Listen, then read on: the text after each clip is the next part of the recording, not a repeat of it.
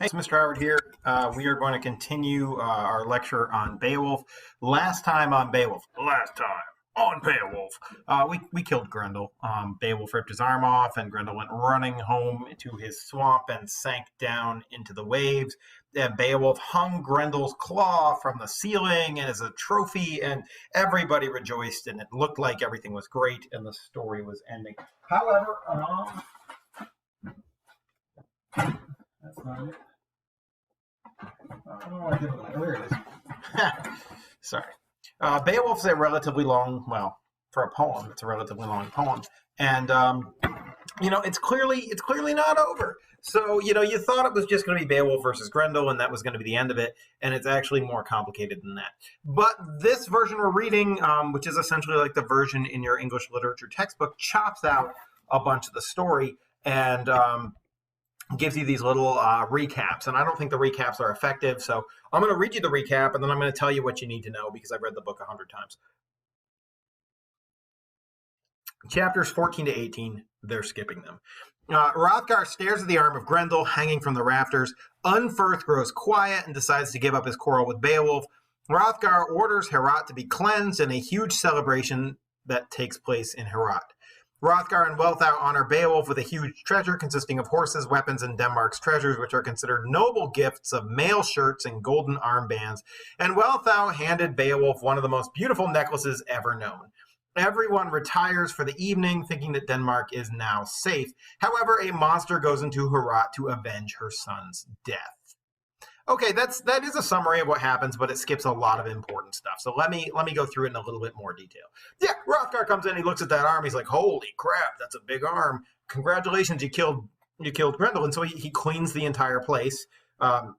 And they throw a giant party, that is true. Unferth, who challenged Beowulf and whom Beowulf sort of beat in a battle of words, does grow quiet and realizes that Beowulf is a better fighter than he is and sort of shuts up, as I suppose he should.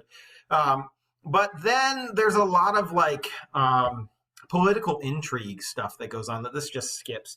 Hrothgar's a king. And anybody who knows the history of Denmark knows that Hrothgar is old.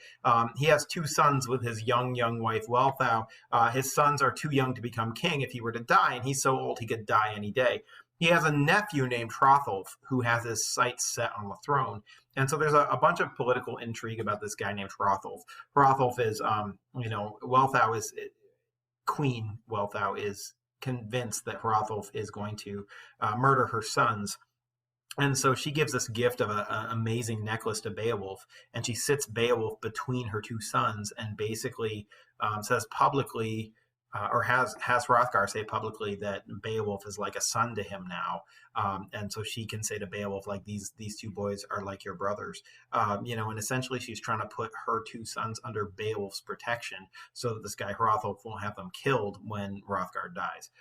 And so there's like that going on. And then there's a song that's played during this feast. And every time that the harpist, the singer, sings a song in Beowulf, the song is important thematically. And this song that they sing is this old story of Denmark, and it's a story of when the guy who founded Finland, a guy named Finn, invaded Denmark and killed the king of Denmark and then forced the king's daughter to marry him. And then took her back to Finland. And then the Danes were invited to come, as an act of peace and visit her in Finland. And they came, and it was a trap. It's a trap. And they murdered a bunch of the Danes. And Finn's this really bad guy. But ultimately, nobody could win the fight. Both sides were sort of evenly matched. And then winter came, and they were all like trapped in the mead hall in winter. And anyway, long story short, the Danes get revenge and rescue the woman who was the daughter of the old Danish king, murder Finn, and set the mead hall of the Finns on fire, and it burns down. And this is actually a recorded Anglo-Saxon story called the Finnsburg Fragment. You can go look for it. Maybe I'll put that in this week as the bonus section for you to look at. But they have this big old story, and the story is a story about revenge, despair and revenge. When you're in despair, the only way to make up for it is to go get revenge on an enemy. And this ends up sort of introducing our second theme. We talked about the three themes of Anglo-Saxon literature. Beowulf has what's called a trifold thematic pattern, and we'll talk more about that as we see enough of it develop. But the idea is that there are these three themes that sort of cycle through the story. The first one was fear versus courage. The idea that, in order to be courageous, the courage has to come from within. It can't come from outside. It can't come from making other people be scared or from alcohol or from equipment.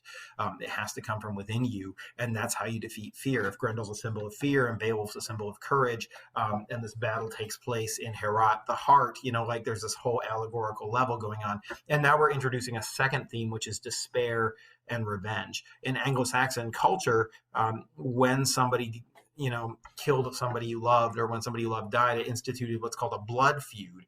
And the way you got reparation for that was to kill somebody from the other family.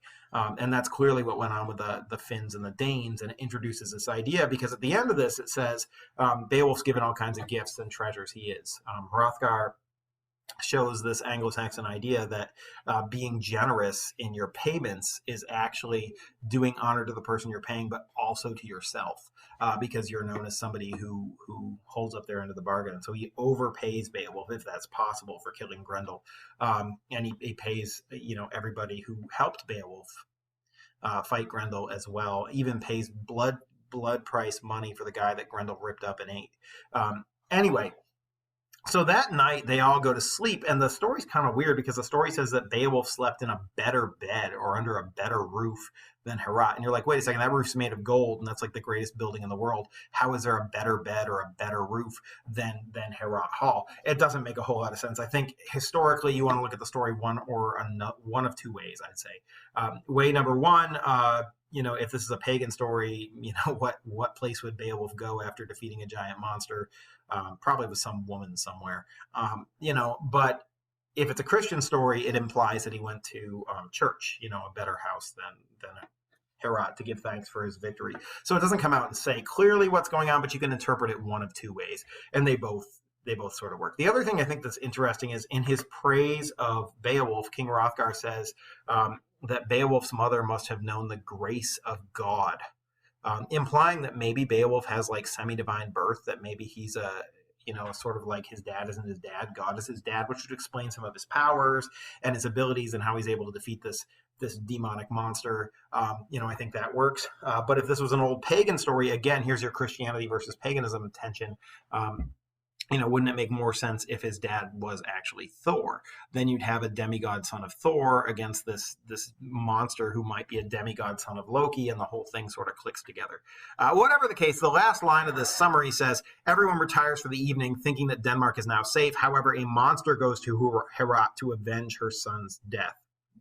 It turns out that it's Grendel's mom. That's right, Grendel has a mom, and she's living down at the bottom of this hideous boiling lake, and Grendel's body floats down there, and she's like, my baby boy, right? And she gets horribly upset, and she decides to go up and get revenge. But one of the things that's interesting about Grendel's mom is that she is a woman. She's not interested in, murdering. Grendel walks around with Drowning Pool's bodies playing in the back of his head, and he just likes killing, and he's sort of indiscriminate about it. Grendel's mom wants to get very specific revenge on the Danes. She doesn't know about Beowulf. She just knows that her boy went up to play with the Danes and came back dead.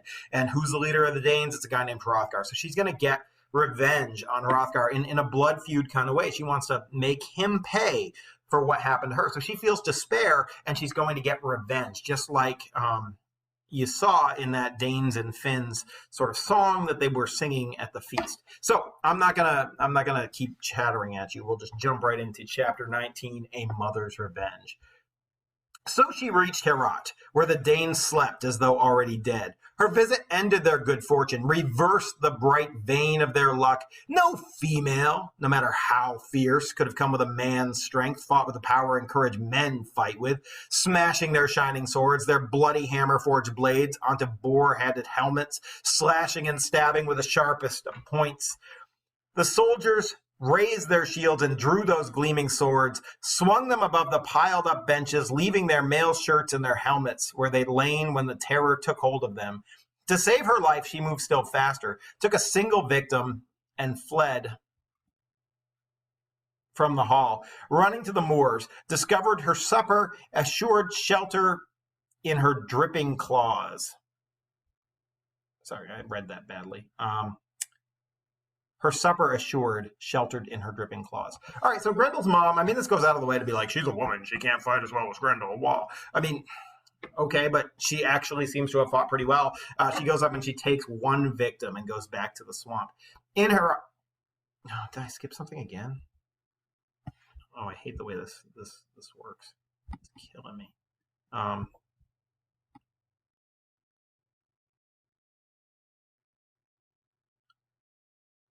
She'd taken Hrothgar's closest friend, the man he most loved of all men on earth. She killed a glorious soldier, cut a noble life short. No Geat could have stopped her. Beowulf and his band had been given better beds. See? Sleep had come to them in a different hall. Then all Heorot burst into shouts. She had carried off Grendel's claw. Sorrow had returned to Denmark. They'd traded deaths, Danes, and monsters, and no one had won. Both had lost. Okay, so... I think there's some important little bits here. I mean, it goes out of the way to tell you she's weak, which I think is silly, especially when you see, the fight that's coming. Maybe it's to make us underestimate her or something, or show us the way Beowulf underestimates her. She steals the claw, which was a trophy of her son, because she can't see her son's claw hanging from the ceiling. And she kills Hrothgar's best friend. Like, this guy's as old as Hrothgar. They fought in battle together. He married Hrothgar's sister. They're, like, tight. And she specifically kills him to get revenge on Hrothgar. His name is Escher, and he was an advisor to the king. But instead of fear, instead of terror, the kinds of words that we associate with Grendel, you see here that it says sorrow had returned to Denmark. So Grendel's mom faced despair and she had to get revenge. Now she has caused more sorrow and despair to Denmark. And it's actually interesting because this blood feud goes back to Grendel. Grendel came and killed a bunch of Danes, and so the Danes were in despair and they needed revenge. And so they got Beowulf to bring revenge to Grendel. And so Beowulf avenges the Danes on Grendel. Well, what happens? It causes Grendel's mom despair, and she wants revenge. And so she comes and she kills Escher. Escher was Hrothgar's best friend, so he's feeling despair, and now he wants to get, revenge. And so he's got to send Beowulf down there after. Now we get a little summary again. Beowulf is awakened and called for again. Hrothgar is truly remorseful at losing his closest companion, Escher. He further relates to Beowulf that he had no idea of another monster other than what his people had told him. In one of the most famous verses in the epic, the old king describes where Grendel and his mother are said to live. This is an important little chapter, so I'm going to read this one. I'll put on my old man Hrothgar voice. I've heard that my people, peasants working in the fields, have seen a pair of such fiends wandering in the moors and marshes, giant monsters living in those desert lands. And they've said to my wise men that, as well as they could see, one of the devils was a female creature. The other, they say, walked through the wilderness like a man, but mightier than any man. They were frightened, and they fled, hoping to find help in Heorot. They named the huge one Grendel. If he had a father, no one knew him, or whether there had been others before these two, hidden evil before hidden evil. Pause. Oh, yeah, plot hole. Oh, yes, it seems to me there was another monster. Like, what? You didn't tell Beowulf this at the beginning? Whatever. We'll let that go. It is interesting that it says they named the huge one Grendel. If he had a father, no one knew him. So Grendel's dad's name is unknown here. Is it Loki? Is it Satan? Like, who is the guy who fathered Grendel? We don't know, but that's interesting. They live in secret places. Windy cliffs, wolf dens where the water pours from the rocks, then runs underground where the mist steams like black clouds, and the groves of trees growing out over their lake are all covered with frozen spray, and wind down snake-like roots that reach as far as the water and help keep it dark. At night, that lake burns like a torch. No one knows its bottom. No wisdom reaches such depths. A deer, hunted through the woods by packs of hounds, a stag with great horns, though driven through the forest from faraway places, prefers to die on those shores, refuses to save its life in that water. It isn't far, nor is it a pleasant spot. When the wind stirs and storms waves splash toward the sky, as dark as the air, as black as the rain that the heavens weep. All right, pretty intense location. In fact, let's go through and make sure that you get the great mental image of this place because it's an incredible setting. So they live in secret places, windy cliffs, wolf dens. Again, more evidence that Grendel is sort of a werewolf creature. Wolf dens, where water pours from the rocks. So there's this big cliff, and from the cliff, there's like water leaking out and running down, pouring from the rock. So maybe a waterfall or something like that, and then runs underground. So there's an underground lake or an underground pool. The mist steams like black clouds. So there's mist. There's constantly mist there. So it's always misty, but this mist is black. It's like midnight darkness mist. And the groves of trees growing out over the lake are all covered with frozen spray. You ever see those images from like Yellowstone near the geyser when it's like cold? Cold is a hell image, by the way. But you know, like the geyser steams are rising up and they freeze to the trees and all these fantastic colors of like purple and orange and stuff like that. So imagine that. That's what we've got here: the mist freezing on the trees. Now, the trees wind down snake-like roots. Why do we make this simile? Why do we compare the roots to snakes? Well, snakes in Christianity are evil, you know, and they're associated also maybe with Jormungand, that serpent, and Norse mythology, Anglo-Saxon mythology, that reach as far as the water and help keep it dark. The water, too, is dark. It's black. At night, that lake burns like a torch. Okay, well, that's even more disturbing. There's two interpretations of this. One, that randomly the lake is so sort of polluted with, you know, oils or whatever, that it just bursts into flame and there's like fires burning on top of the lake. And that's pretty intense to imagine.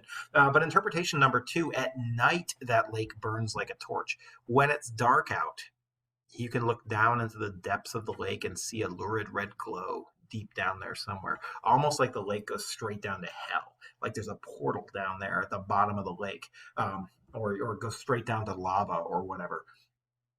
So then he says, no one knows its bottom. No wisdom reaches such depths. This lake is enormously deep. You could take like a mile of rope with an anchor on it and drop it down there and just keep lowering, and you will run out of rope before you hit the bottom of this lake. It is so deep. Again, more evidence that maybe it's a portal to hell, that it goes down that far. And then if all of that description was not disturbing enough, look at this.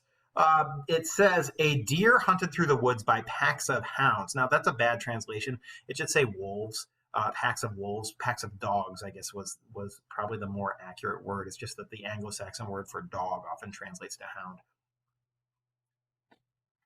A stag with great horns, driven through the forest from faraway places, prefers to die on those shores, refuses to save its life in the water. So in this scenario, there's a deer with great horns, a stag. Now, a stag in Anglo-Saxon is called a hart, herot, and it was the flag of King Hrothgar himself. So if you're thinking symbolically, this deer probably represents the Danes and Denmark and King Hrothgar, and it's being chased by a pack of dogs, wolves, if you will. It comes to this lake, and it could jump into the lake and save itself, swim across, and be safe from the dogs. But instead, it's like, oh, I don't want to go in that lake. And it prefers to die. It prefers to let the dogs eat it than jump in that water. That's how awful that water is. But this is a metaphor for the Danes. If Grendel lived in that lake, and if his mother lived in that lake, the Danes could have jumped into that lake, swam down and killed him and saved themselves from all this torture that's been happening for so long. But they're afraid. They're afraid of the lake. Now, of course, you know this is a superhero story, right? And if you have a superhero in a superhero story, he's going to use all of his abilities. The author gives the hero abilities for a reason. What are Beowulf's abilities? Oh, right. Incredible strength and unlimited swimming power. Right? So there it is. Anyway, where were we? It isn't far, nor is it a pleasant spot. When the wind stirs and storms, waves splash toward the sky, as dark as the air, as black as the rain that the heavens weep. Our only hope... Gotta do this to me again, huh?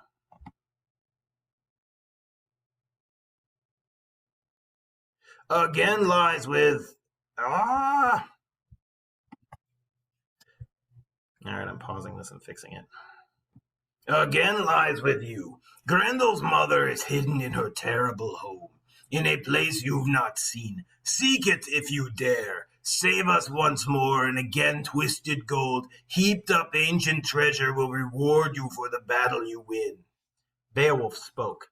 Let your sorrow end. It is better for us all to avenge our friends, not mourn them forever. Each of us will come to the end of this life on earth. He who can earn it should fight for glory of his name. Fame and death is the noblest of goals. Fame after death is the noblest of goals. Arise, guardian of this kingdom. Let us go as quickly as we can and have a look at this lady monster. I promise you this. She'll find no shelter, no hole in the ground, no towering tree, no deep bottom of a lake where her sins can hide. Be patient for one more day of misery. I ask for no longer. The old king leaped to his feet, gave thanks to God for such words. Then Hrothgar's horse was brought, saddled and bridled, and the Danes' wise ruler rode, stately and splendid. Shield-bearing warriors marched at his side. The monster's tracks led them through the forest. They followed her heavy feet that swept straight across the shadowy wasteland, her burden the lifeless body of the best of King Hrothgar's men. The trail took them up towering rocky hills and over narrow winding paths they had never seen, down steep and slippery cliffs where creatures from deep in the earth hid in their holes. Hrothgar rode in front with a few of his most knowing men to find their way. Then suddenly, where clumps of trees bent across cold gray stone, they came to a dismal wood. Below them was the lake, its water bloody and bubbly. And the Danes shivered, miserable, mighty men tormented by grief, seeing there on that cliff above the water Escher's bloody head. Okay, so they're trading trophies now. They put Grendel's arm up, and she's trying to piss off Hrothgar, so she rips off Escher's head and just leaves it there for them to see. Of course, she eats the rest of him, so there's that. They looked down at the lake, felt how its heat rose up, watched the waves blood-stained swirling. Their battle horns sounded, then sounded again. Then they set down their weapons. So they arrive at the top of this cliff and they look down at the water and they decide to blow a challenge to Grendel's mother. Boo, boo. They sound their battle horns. They sound them again. They're waiting for her to come up so they can fight her, but she doesn't come. They can see the water crawling with snakes, fantastic serpents swimming in the boiling lake, and the sea beasts lying on the rocks, the kind that infest the ocean in the early dawn, often ending some ship's journey with their wild jaws. They rushed angrily out of sight when the battle horns blew. Beowulf aimed an arrow at one of the beasts, swimming sluggishly away, and the point pierced its hide, stabbed to its heart. Its life leaked out. Death swept it off. Quickly, before the dying monster could escape, they hooked its thrashing body with their curved boar spears, fought it to land, drew it up on the bluff, then stood and stared at the incredible wave roamer, covered with strange scales and horrible. Then Beowulf began to fasten on his armor, not afraid for his life, but knowing the woven mail with its hammered links could save that life when he lowered himself into the lake, keep slimy monsters' claws from snatching at his heart, preserve him for the battle he was sent to fight. Hrothgar's helmet would defend him. That ancient shining treasure encircled with hard-rolled metal, it was a gift that he got, I forgot to mention that, set there by some smith's long dead hand, would block all battle swords, stop all blades from cutting at him when he'd swum to the bottom, gone down in the surging water, deep toward the swirling sands. And Unferth helped him. Hrothgar's courtier lent him a famous weapon, a fine-hilted old sword named Hrunting. We know about the sword, I told it to you last lecture. It had an iron blade etched and shining in battle and hardened in blood. No one who'd worn it into battle, swung it in dangerous places, daring and brave, had ever been deserted. Nor was Beowulf's journey the first time it was taken to an enemy's camp or asked to support some hero's courage and win him glory. Unferth had tried to forget his greeting to Beowulf, his drunken speech of welcome. A mighty warrior, he lent his weapon to a better one. Only Beowulf would risk his life in that lake. Unferth was afraid, gave up that chance to work wonders, win glory and a hero's name. But Beowulf and fear were strangers. He stood ready to dive into battle. All right, that's where we'll stop this video. It's a good 24 minutes long. It's a good enough video for one. But I think that one thing is worth mentioning here before we jump into Grendel's mother's lake, or Grendel's lake, I guess you could call it either one. Actually, fun fact, this story was so popular that in Anglo-Saxon England, there were a number of geysers that were called Grendel's Lair or Grendel's home.